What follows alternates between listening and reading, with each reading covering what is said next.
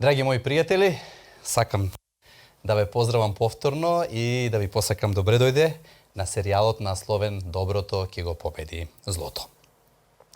Ние сме по трети пат заедно, трето предавање, трета емисија, која што ни помага полека да го знаеме почетоците и генезата на самото зло, на самите страдања, како тоа ни е опишано во страниците на Светото писмо. Првото предавање имавме прилика да видиме кога, како и каде почнала големата борба помеѓу доброто и злото, а во второто предавање имавме прилика да видиме како нашата планета Земја беше вовлечена во овој вековен судир. Денеска ќе имаме прилика да го проследиме третото предавање кое што носи наслов Кои се учесниците во големата борба? Кои се главните протагонисти во овој вековен судир помеѓу доброто и злото? Прва страна, а во вториот дел која е нивната тактика на војување? Со кои методи се служат и едната и втората страна со цел да ги остварат своите планови? Затоа дозволете ми на самиот почеток да поделам со вас еден вистински пример што се случило пред повеќе години, кој што ќе ни помогне да на полесен начин завлеземе низ оваа тематика што еве денеска ќе имаме на ова место. Одиме со овој пример, беше тоа 25 јуни 1876 година. Во близината на леката Little Big Horn се водела една голема битка. Имено, генералот Џорџ Кастер, заедно со своите луѓе, некаде околу 650 борци, имале за цел да заробат едно индијанско село. Спрема они информации што ги поседувал Џорџ Кастер, сметал дека во тоа село нема повеќе од 650 индијанци, така да тој сметал дека со војска од околу 1000 луѓе може да ги зароби и да ги едноставно порази. И затоа не барал помош, не барал едноставно засилување, ја поделил својата војска во 3 колонии, десно, лево и право, и тргнал да го освои ова индијанско село. Драги мои пријатели, сите били изненадени кога сватиле дека во селото имало 5000 индијанци. Генералот Кастер и сите негови луѓе били убиени и ниту еден не останал да каже како се одвивала таа битка. Драги мои, каде бил проблемот? Проблемот бил во следното. Генералот Џорџ Кастер направил погрешна проценка. Ја поценил силата на својот непријател. Немал вистинска представа за својот непријател. Не ја проучил доволно силата и тактиката на војување на својот непријател. Не знам дали вас во животот ви се случило да направите погрешни проценки, но претпоставам дека некогаш се случило на сите нас. И сите ние бевме жртва на своите погрешни проценки што сме ги направиле. Но видите, има работи во животот каде што ќе може да направите можеби некогаш некоја погрешна проценка, последиците не се толку катастрофални. Меѓутоа, ако се направат погрешни проценки за многу важни, круцијални работи во животот, последиците може да бидат навистина трагични. Затоа, Светото писмо, авторитетната реч Божија, реч од каде што ние црпиме информации основни за ова, за овој серијал од каде што ние добиваме одговор на овие прашања, во една прилика по ова прашање ќе кажува следните работи. Еве што кажува. Кој цар, кога оди во војна против друг цар, прво, не ќе ли седне да се посоветува? Може ли со војска од 10.000 да издржи пред оној кој иде против него со војска од 20.000? Каков прекрасен библиски текст. Овој текст зборува за тоа колку е важно да имаме правилна проценка. Колку е важно да работите ги гледаме во вистинско светло. И затоа ние денеска ќе се запознаеме со учесниците на големата борба и ќе се запознаеме со нивната тактика на војување. Тоа на самиот почеток, ајде да видиме зошто е потребно да го познаваме нашиот непријател. Па примерно што го кажав предмалку, во најголем дел ни одговара на ова прашање. Ако немаме соодветни информации за нашиот непријател, ако не ја знаеме неговата тактика на војување, ако не знаеме од кои страни напаѓа, ако не ги знаеме уште други работи поврзани со ова што го зборуваме од негова страна како тактика, ние ќе изгубиме. Нели така? Знам дека можеби не е добро да посветиме време да размислуваме за непријателот, за ѓаволот, за еден од учесниците во големата борба за неговата личност, за тоа колку е расипан и зол и колку е лош. Најдобро е да размислуваме за добрата страна највеќе. Меѓутоа, ако сакаме да успееме во борбата, ако сакаме успешно да се поставиме и ако не сакаме да доживееме проблем, катастрофа, пораз, тогаш треба едноставно да го запознаеме нашиот непријател со цел успешно да му се спротивставиме и со цел едноставно да победиме во ова едноставно борба. И затоа, ајде ќе одиме, ние не сме оставени насамо, во оваа света книга едноставно ни се опишува каков е непријателот, каков е ѓаволот, со каква тактика тој располага, како тој се поставува. И затоа е добро да ја читаме оваа книга и да се запознаеме со тактиката на војување. Еве еден текст што сакам да прочитам, запишан во Новиот Завет, во второто послание до Коринтијаните, 2 глава, значи 11 стих, таму ни се кажува дека ние да не превари ѓаволот, зашто ние знаеме што тој мисли. Еве тоа го пишува тука во 2 глава 11 стих, вика да не превари ѓаволот, зашто ние точно знаеме што тој мисли. Од каде знаеме? Од извештаите од Светото Писмо. И затоа треба да ги читаме извештаите кои што зборуваат за неговата тактика, а откриени ни се за неговите планови, за неговите имиња кои ги употребува, за неговите напади што ги прави со цел да се одбраниме. Ајде затоа одиме најнапред, прва работа за која што би сакал едноставно да размислуваме е да размислуваме за имињата кои што едноставно се употребени во Светото Писмо за да ни се опише каков е самиот ѓавол. Видите, за нас денеска имињата можеби не играт некоја клучна улога.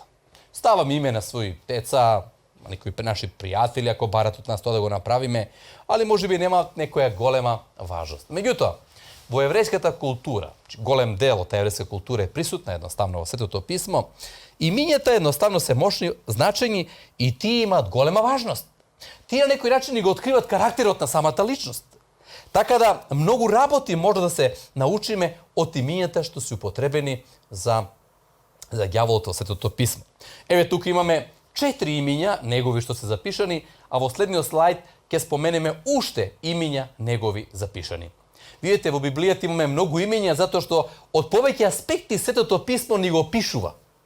Ѓаволот со намера да знаеме со какви напади, со каква стратегија тој оди во борба со Божиот народ. Луцифер, тој име значи светлоносец, тој име што Бог му го дал и тоа беше добро име. Оној кој што шири светлина. И Божја намера беше тој да шири светлина. Но знаеме како падна и како тој ги вовлече нашите прародители во грев и денеска веќе тоа име го нема за него. Затоа што тој е отпадник. И Сатана, тој е второто име доле, Сатана отпадник, оној кој што отпаднал од некоја позиција, од некое место. Понатаму Змија, тоа е едно од имињата на почеток кој што се споменува во Светото Писмо за Луцифер, името Змија, каде што се опишува неговата итроштина. Со итри стратегии и планови сакал и прави и ќе прави разни маврезации со цел да ги заведе луѓето. Змеев. Овој израз е употребен со цел да се опише неговата крволочност. Самиот израз звер и самата слика на звер кај нас предизвикува негативни чувства. Нели така? Така те опишан, звер, оној кој што не му мисли добро на луѓето. Еве уште некои имиња што се запишани едноставно во Светото Писмо. Ова го рековме големата стара змија, зошто? Има свој почеток, голема, затоа што прави големи проблеми, а змија затоа што не го открива своето лице. Понатаму, ѓавол и Сотона, рековме. Ѓавол, Сотона, отпадник. Понатаму, кнез на овој свет. Видите, Бог го создал Адам и Ева, планирал тие да бидат водачи, во смисла тие да бидат управители на овој свет. Но, кога успел ѓаволот да ги совлада, тогаш, нажалост, едноставно, кнез на овој свет е ѓаволот. Меѓутоа, Исус дошол и умрел за да повторно ја зеде оваа планета од негови раце и таа да биде Божја своина, како што била и порано. Управител на темнината на овој свет, тоа е следното име. Силите на злото се наречени силите на темнината, а тој управува со тие сили за да ги оствари своите намери. Крадец и крвник. Два израза каде што многу јасно ни кажуваат какви се неговите намери кога се во прашање луѓето. Понатаму, оговарач на нашите браќа, оној кој што шири гласини, лоши, зло, со намера едноставно да нашкоди на карактерот, на имиджот, на самата личност. Лав кој рика. Опишана неговата стратегија на вовлекување во замка на луѓето со своите искушенија. Лав кој рика. Понатаму, непријател. Непријател, значи оној кој што не ни мисли добро. Лажливец и антихрист. Значи оној кој што измисли лагата, тој измисли лагата, тој е негов производ. Антихрист работи против Христа или се представува како Христа. Кнез кој владее во ветар. Описот на неговото владење и последно име што е опишано тука, победен непријател. Ова е многу важен текст. Важно име. Победен непријател. Тој е непријател, ама е победен. После Исусовата смрт на Голгота, за која што ќе размислуваме во едно од следните предавања, и таа борба што ја водел, ѓаволот е веќе победен непријател. Да, драги мои, тоа се имињата што Светото писмо ги употребува за да ни се опише карактерот и личноста на самиот ѓавол. Но Светото писмо не само што ги употребува имињата за да ни се доловат неговите стратегии за војување, Светото писмо ни опишува и неговата тактика на војување.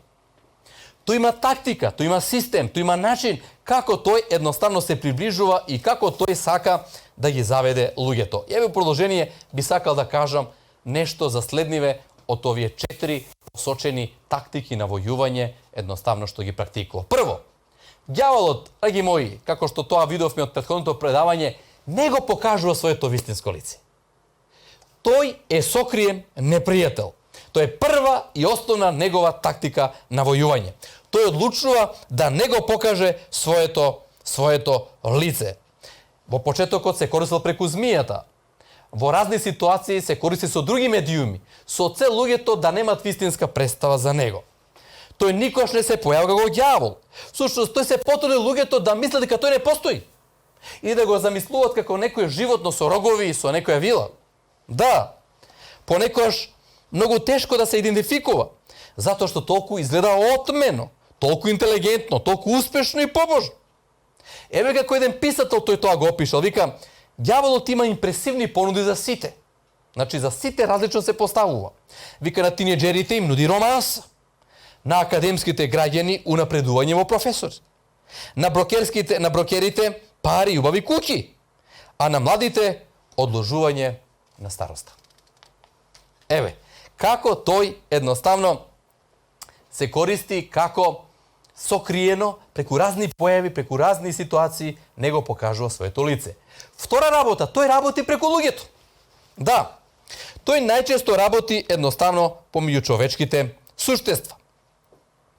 Мал број се оние луѓе кои што се свесни дека се инструмент во негови раце. Меѓутоа, кога луѓето ќе попуштат на лошите навики, кога едноставно ќе попуштат тука малку, таму малку, кога ќе почнат некои работи што се лоши и зли сами по себе да ги практикуваат, тие не само што се нашкодуваат самите на себе си, него истовремено постануваат инструмент со кој тој ги употребува да едноставно ги заведува другите луѓе. Ѓаволот главно управува со луѓето преку суетата, себичноста, желбата за власт, похота и други слични човечки слабости. Понатаму, трета работа, тој користи насилство. Тој ужива едноставно да користи насилство. Тоа е негова тактика која што тој ја користи однадвор. Однадвор ја користи и тој сака да ги доведе луѓето во некоја безнадежна ситуација. Ѓаволот ги инспирира луѓето и тој им пушта болести, собраќајни несреќи, финансиски крах, проблеми, семејни судири и многу други сличности. И целта на сите овие негови напади е телото. Негова цел е да го уништи телото. Ако човекот ќе допре, ќе му биде допрено телото на некој начин, тогаш тој реагира на посебен начин. Целта му е да ги обесхрабри луѓето. И обично луѓето што подигат глас кон Бога и вика зошто Господе тоа се случи, всушност тоа е делување на ѓаволот во тие луѓе кои што едноставно ги наведува да мислат дека злото е продукт на Бога, а не е. Тоа е продукт едноставно на ѓаволот. Така да имаме разни примери каде што тоа можеме едноставно да го покажеме. И освен што не го покажува своето вистинско лице, и освен што работи преку луѓето, и освен што користи насилство, четврта работа која што непријателот ѓаволот ја користи во големата борба меѓу доброто и злото, како своја тактика на војување, е користење на шепкање едноставно и наговарање. Ако насилството е метод од надвор и целта е телото, шепкањето е средство од внатре и целта е умот. Да го сврти, да направи паник, да не се знае што е право, што не. Еве, земете ова наша денешна ситуација. Ние живееме во пандемија на COVID-19, на коронавирус, нели така? И толку разни информации се слушаат за него, против него, постои, не постои, делува, не делува, за вакцините, за разни такви ситуации, да се создаде еден хаос во главите на луѓето да не знаат што да прават. Тоа е целта на самиот непријател. Тој удира на умот, тој удира на чувствата и така Адам и Ева како успеал Ева да и се приближи. Управо, сушност на тој начин. Користел шепкање, користел едноставно наговарање. Значи, не го покажа своето лице, работи преку луѓето, користи насилство, користи шепкање, едноставно и наговарање. Две многу важни работи што треба да ги знаеме за него се следните. Прво, драги мои, никогаш не треба него да го потцениме. Ова е многу важна работа што сакам да ја потекнам. Никогаш не треба да го потцениме. Тој има 6000 години големо искуство. И не треба да го потцениме. Но, од друга страна, втора многу важна работа. Освен што не треба да го потцениме, не треба ни да го прецениме. Да, ни да го потцениме, ни да го прецениме. Кога го потценуваме, не сме ни свесни дека му оставаме простор да направи бели. Ако го преценуваме, тогаш ние се парализираме во страв.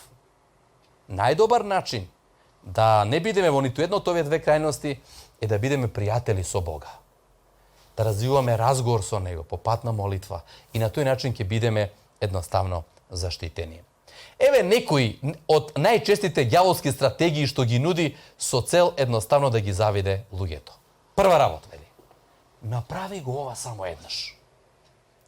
Често пати луѓето слушаат такви предлози во својот ум. Ајде, вика, направи го само еднаш, не мораш стално.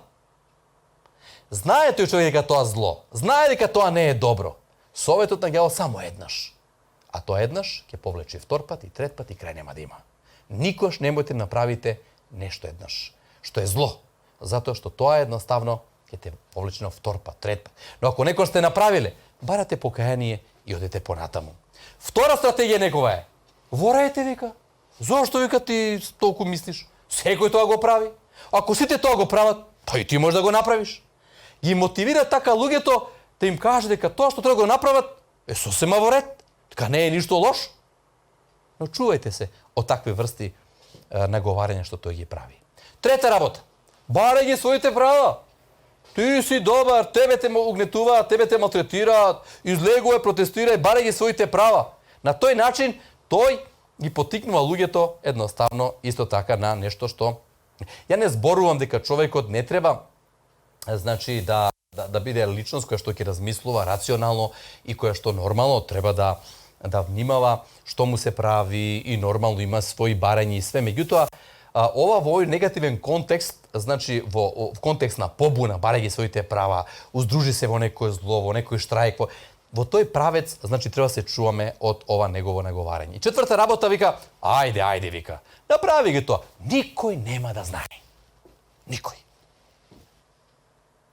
Тоа се некои од неговите стратегии што тој едноставно ги кажува. Но Светото писмо не предупредува и ни вели во Откривение 12:12 вели: "Затоа веселете се небеса и вие кои живеете на нив, тешко вам кои живеете на земјата и морето, затоа што ѓаволот слегол кај вас со голем гнев, биејќи знае дека му останува малку време." Видете, Библијата не го поценува. Точно кажува неговите планови, ама не го ни преценува. Библијата затоа е најдобар учебник, каде можеме да се научиме како да се поставиме во такви ситуации, за да можеме едноставно да се одбраниме од неговата стратегија.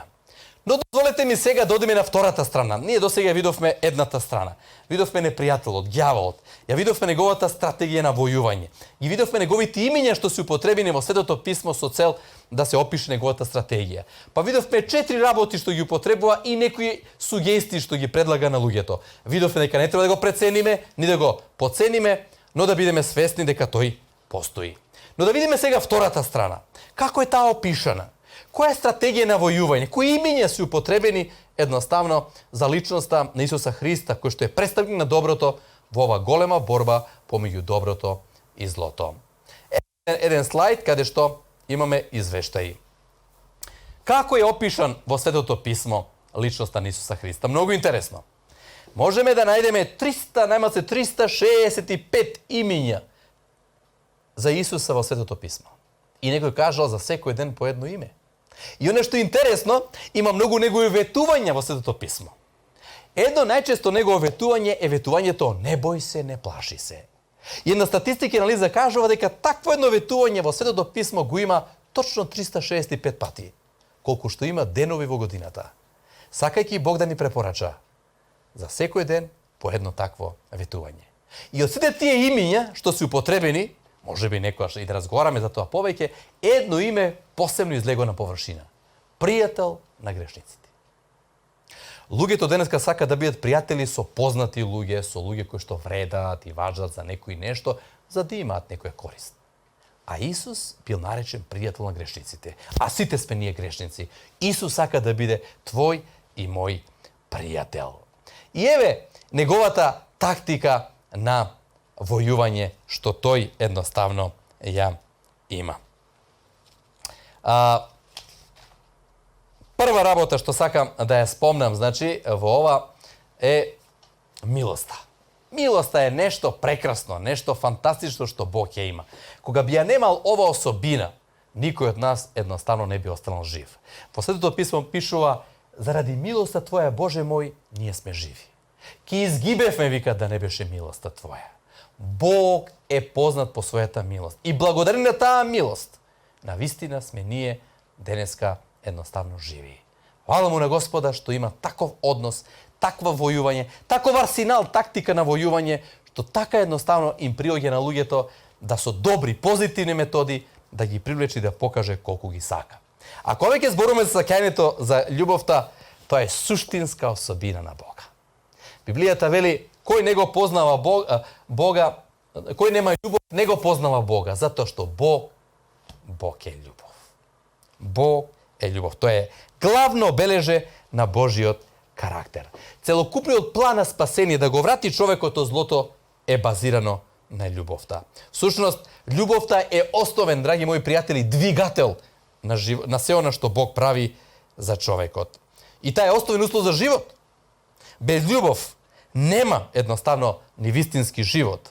Едноставно нашата планета не би постоела без љубов. Нашиот свет не е толку во недостаток на храна, не е толку во недостаток на други работи, отколку што е во недостаток на љубов. Затоа што нема доволно љубов, затоа и се нема и храна, и почитување, и ред други работи. Затоа што денеска љубовта е поддефицитарна. И се подефицитарна, затоа денеска има омраза меѓу луѓето. Затоа скоро секој втор брак денеска доживува развод. А сите оние што остануваат, можеби поголем дел од оние што остануваат се можеби се несрекни. Мноштво напразни проживеани животи всушност се последица за тоа што не достига тој најголем дар од Бога, тоа е љубовта. Љубовта, драги мои, истеравме од срцата наша. Бога го истеравме од срцата наши. И затоа ни се случуваат многу работи, и затоа денеска едноставно ракот на омразата, бунтовноста, незадоволството, разочарувањето и насилството секојдневно напредуваат. А Бог сака сето тоа да го промени. И Бог ни нуди помош. Тоа е љубовта. Тоа е тој инструмент што единствено може да го направи човекот да биде едноставно човек.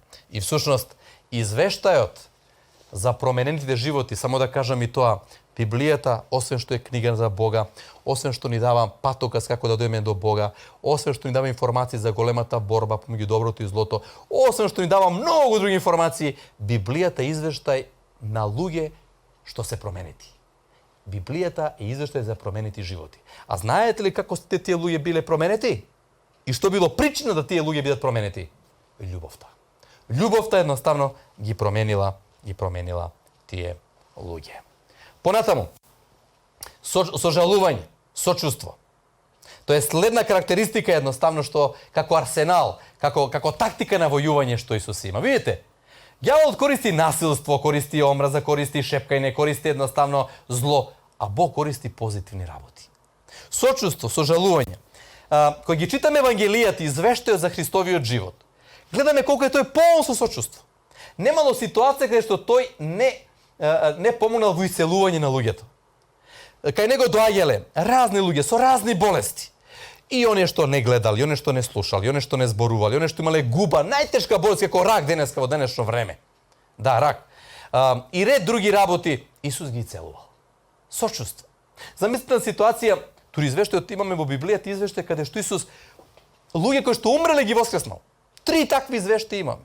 Замислете, во едно семејство си живееле 2 сестри и брат.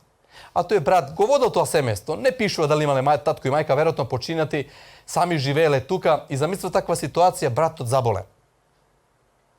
И братот умира, вели извештајот библиски. И замислете каква е емоционалната состојба на тие сестри кои што го гледат тоа пред себе. А Исус доаѓа полн со сочувство. И вели извештајот плачи. Плачи Исус заедно со нив. Исус е емотивна личност. Исус дошол на овој свет да живее со нас.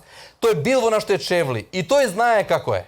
И тој знае кога е некој болен, тој знае кога некој сочувствува, кога пати, тој знае кога некој губи некој мили драг. И Исус од таа прилика рекол: "Каде го закопавте? Покажете ми." И го однесува во тоа место, таа пештера во тоа време така ги закопувале. И Исус кажа: "Лазаре, тргнете го гробот, тргнете го каменот." Го тргна каменот и рече: "Лазаре, излези." И замислете, Лазар излегува. Лазар кој што е веќе 3 дена во гроб, на Христовиот повик излегува. Кој е сочувство Исус го покажува према сестрите тука? Која е љубов? Која е милост? Да, Исус е таков. Такви се неговите едноставно тактики на војување. Понатаму, втора шанса, давање на втора шанса. Тоа е едно од најдобрите работи што Исус ги покажува. Исус е личност која што секојаш дава втора шанса. Ајде да бидеме вака да збориме. Кој од нас во животот е направил погрешен избор? Кој од нас немал прилика да почне нов почеток? Кој може од нешто не се срами во својот живот што го направил? Кога би имало може да се вратиме назад во нашите животи, па да земеме некоја гума, па да почнеме да бришеме некои работи, може да би биле срекни, ама го немаме тоа. Ама затоа го имаме Исуса. Исус дава шанси. Многу примери има. Во еден пример во Светото писмо, еден од неговите ученици се откажал од него, но пред да се откаже Исус му рекол дека ќе се откаже. Го предупредил. А тој рече: "Не, сите нека се откажат, јас нема да се откажам од тебе." И уште таа вечер Исус му кажал дека ќе се откажеш од мене. Тоа беше апостол Петар. И се откажал од него. Рекол дека не го познава, кога го прашал дали го познаваш. И извештајот кажува, во тој момент Исус го погледнал од една перспектива, од едно место каде што тој бил, и доволен беше тој поглед да се сети на тие зборови што му беа кажани. Излегол и почнал горко да плаче, горко да се кае. И потоа, кога Исус бил распнат, бил во гробот и воскреснал, мислите дека го заборавил него Петар? Не. Дошол кај него и почнал да разговара со него. Почнал да му дава шанса. И му дал.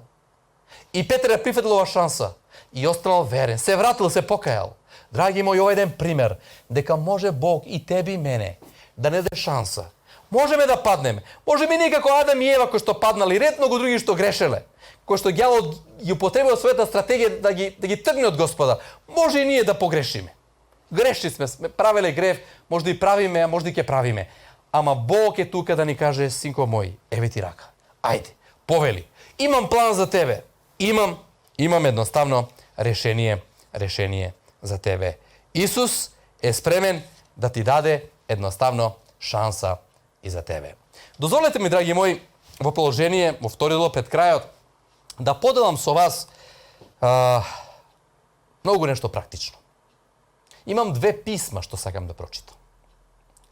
Сепак, секако овие писма се, значи, напишани, режирани, но многу реални, издржани, практични, прагматични. Писма, едно е од нашиот непријател, а второ писмо од нашиот пријател. И кога ќе очитам писмото, нема да има потреба од коментар. Сами вие ќе видите кој дух е присутен во првото писмо, што ќе очитаме сега, писмото од твојот непријател, а второ ќе видите кој дух е присутен, значи кога ќе очитаме второто писмо, писмото од нашиот пријател. Ајде одиме на почетокот да го прочитаме писмото од нашиот непријател. Те видов вчера, додека ги почнуваш твоите секојдневни активности. Се разбуди без молитва. Не се помоли ниту за време на оброкот, ниту пак кога се подготвуваше да заспиеш. Толку си неблагодарен. Ама тоа ми се допаѓа кај тебе, кажува ѓаволот. Не можам да ти кажам колку ми се допаѓа тоа што не си го променил твојот начин на живење. Неразумнику, ти си мој. Сети се само дека јас и ти чекориме заедно скоро цел живот и се уште не те сакам. Сушност, јас тебе те мразам, затоа што не го сакам Бога и тебе те користам да ги изравнам своите сметки со Него. Тој ме отфрли од небото и затоа тебе ќе те напаѓам што е можно повеќе, за да му се одолжам нему. Гледаш ли, неразумнику? Бог те сака и Бог има големи планови со тебе.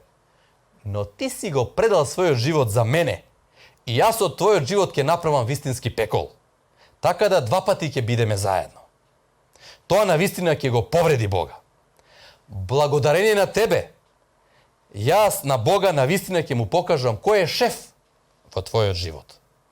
Сети се само дека јас ти инспирирав да гледаме разни неубави, недолични филмови. Ги пцуевме луѓе, лажевме, бевме лицемерни, правевме блуд, си раскажувавме невкусни вицеви, озборувавме, ги предававме луѓето, ги омаловажувавме старите, водачите на положбите, немавме почит према никого и развивавме лоши ставови. Секако ти не сакаш да се откажеш од сето ова. Ајде, неразумнику, да гориме заедно. Имам жешки планови за тебе. Ова е само моето писмо на благодарност до тебе. Би сакал да ти кажам благодарам, поради тоа што дозволи да ти употребам во поголемиот дел од твојот неразумен живот. А ти си толку наивен. Кога си искушан да грешиш, ми се предаваш со насмевка и мака ми е веќе од тебе. Гревот почнува да го земе својот данок во твојот живот.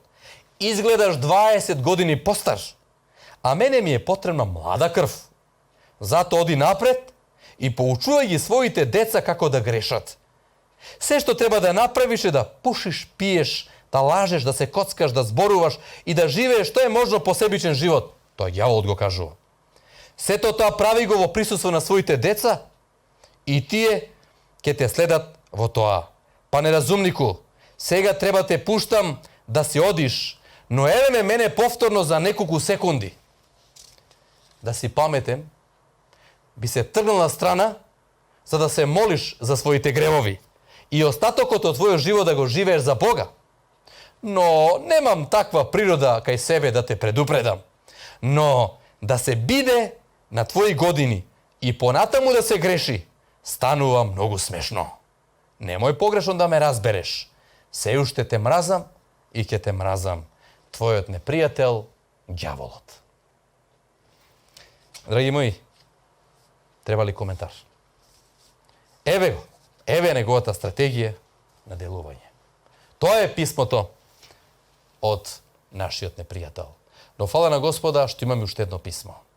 Писмо од твојот пријател.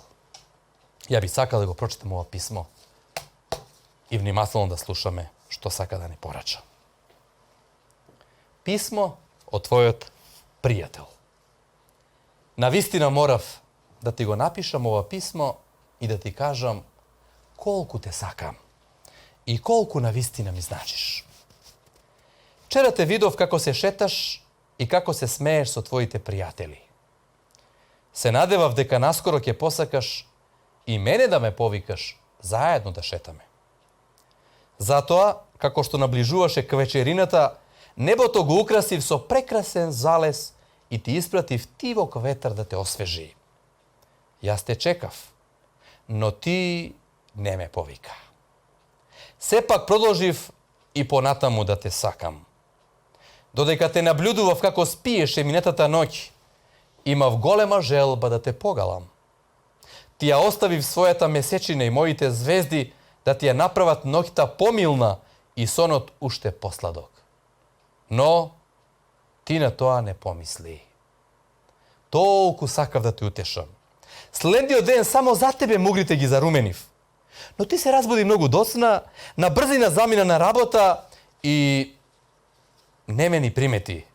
Мојот повик едноставно не го ни забележа. Моето небо стана облачно и моите солзи беа во дождот. Јас навистина те сакам. О, кога би можел ова сега да го слушнеш. Јас навистина те сакам. Се обидувам тоа да ти го кажам преку тивката зелена полјанка и синото небо. Ветерот ја шепоти мојата љубов преку шумолењето на листовите на дрвјата и приубавите цветови што ги направив само за тебе. Те повикував преку громовите и големите водопади. Компонирав љубовна песна и им ја дадов на своите птици да ти ја отпеат. Те греев со облеката на моето сонце и го намирисав целиот воздух со прекрасен природен парфем. Само за тебе. Мојата љубов кон тебе е подлабока од кој бил океан и поголема од било која потреба што се наоѓа во твоето срце. Само кога би сватил колку си ми ти важен. Мојот татко ти испраќа исто големи поздрави. И тој би сакал да се состануваш со него. За него исто така си му многу важен. Таткоците се такви. Затоа те молам, повикај ме поскоро во твојот живот. Без оглед колку и да е потребно, јас ке чекам. Јас тебе ќе те чекам, затоа што јас тебе те сакам. Твојот пријател Исус. Драги мои, има ли разлика во овие две писма? Небо и земја разлика. Видовте кој тон, кој зло, која тешка стратегија негативна од непријателот. Дали видовте кој е сочувство, љубов, разбирање и поддршка од нашиот пријател? Ете, тоа се двете страни кои што војуваат. И тие имаат едноставно тактика на војување. И сад на крајот сакам уште нешто да кажам пред да поделам едно посебно искуство како можеме да се одбраниме од нашиот непријател. Тоа е следното што би сакал едноставно да го поделам. Како да се одбраниме од нашиот непријател? Прва работа. Библискиот текст кажува: покорете му се на Бога, а противете му се на ѓаволот и тој ќе побегне од вас. Але како тоа да го направам? Како? Драги мои, кога ќе научиме да се молиме на Бога, онака како што срцето ве тера, почнете. Бог ќе ве научи како да се помолите. Кога понатаму ќе се држите за ветувањето на Библијата, читајте. Пак ќе повторам, сите вие што сакате да имате бесплатен примерок, јавете се. Ќе има поставено броеви, телефонски да се јавите, ќе ви биде доставено Светото писмо, бесплатен примерок, да може да читате и да ја знаете Божјата волја. Затоа што Светото писмо пишува: се можам во Исуса Христа кој ми моќ дава. Затоа што без мене не можете да направите ништо. Тоа е следен текст библиски кој што Исус го кажува. Значи, да резимираме, два начина како да го постигнеме тоа. Молитва. Читајќи го Светото писмо, ќе се облечеме во целата опрема која што едноставно ни стои на располагање. Нашата борба е вистинска, духовна борба, но затоа потребно е некој да биде со нас. Исус е тука присутен и тој сака да биде со нас и тој ни го нуди своето присуство. Дозволете ми на крајот да илустрација која што се не повикува да се пријателиме со посилниот. Затоа што Библијата вели поголем е оној кој е во вас, тој Исус Христос, отколку оној кој што е во светот, ѓаволот. Исус го победил него и повторно го победува и пак ќе го победи. Ние би требало само да се jednostavno sprijatelime со нашиот пријател. Дозволете ми едно искуство од еден човек да поделам, кој што ќе ни помогне многу подобро да знаеме како да се одбраниме од непријателот и така полека ќе дојдеме до самиот крај на ова предавање. Еве што вели овој извештај. Кога бев дете, вика со мал раст. Така што другите деца го искористуваат тој мој физички недостаток. И често, вика, ме малтретираа. Во мојот крај секогаш се наоѓаат така наречени силеџии. Местото каде што живее овие силеџии беше на патот помеѓу мојата куќа и школото. Така да секој ден, од кога се будев, прва моја мисла беше како да направам стратегија и план, како да бегам од некои места, да не ги сретнам, за да стигнам до школа, бидејќи ако ги сретнам, секогаш едноставно ме тепаа. Така да, сите мои планови што ги правев беа со таа цел. И често пати скоро успеав да не ги сретнам до патот до школото, но, на жалост, многу пати се случувало на крајот на патот да ме најдат и тогаш добро ме натепаа. Се протнував меѓу улички, одев по споредни улици, да избегнам, но силеџиите обично секогаш ме наоѓи ме тепаа. И веќе скоро беше неиздржано. Што се случило? Во таа иста зграда каде што живееше еден младиш кој што беше баш рака атлетски изграден и имаше име Тенк. Така го вика. Тенк беше многу крупно момче со изразени силни бицепси. Него сите го познава и никој со него не сакаше работа да има. Зошто? Затоа што го влечеше по дебелиот крај. Јас бев многу слаб и си размислував вака. А ја да се спријателам со Тенк, да најдем начин да бидем пријател со него, тогаш сигурно никој ништо не би можел. И така едно утро, кога се пробудив, го видов Тенк и му реков: "Еј, здраво Тенк, добро утро, како си? Добро е. Можам ли денес со тебе да одам во школа?" Се разбира, вика. Можете ли да замислите тој ден како бев среќен? Не одев по споредни улици, не одев по некои други кјорсоци, нели така, по некои други места, него одев со Тенк заедно. Едноставно, Тенк беше мој пријател. И не само тој ден, него така направи стратегија да секој ден одев заедно со Тенк. Постанавме неразделни пријатели. Поминував заедно време со него во најразлични активности. И присуството на Тенк мене ме правеше сигурен и мене ме правеше поспокоен. И никој никогаш од тој момент, од кога се спријателив со Тенк, не сакаше да има работа со мене. Затоа што знаеше дека имаше работа со Тенк. Овие илустрација, драги мои, многу јасно ни кажува оно што овој текст што стои на слайдот, кој што вели поголем е оној кој е во вас, отколку оној што е во светот, многу добро ни објаснува. Ние сами немаме сила да се бориме со ѓаволот.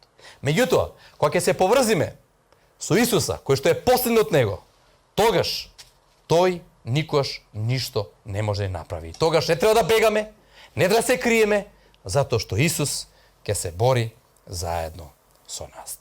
Дозволите ми на крајот да резимирам. Во ова предавање, трето поред, каде што имавме прилика да се запознаеме со учесниците во големата борба помеѓу доброто и злото и со нивната тактика на војување, ние имавме прилика да се запознаеме со овие учесници и да видиме едноставно што свети употребуваат во својата борба да победат. И се уверивме во следното, дека меѓу нив има очигледни разлики. Да ги споредам. Од една страна е Емануел, Бог со нас. Од друга страна е лавот кој рика против нас, тој е ѓаволот. Од една страна е Господарот на светлината, тој е Бог, страната на доброто. Од друга страна е принцот на лагата, на темнината. Од една страна е Бог на вистината, а од друга страна е таткото на лагата.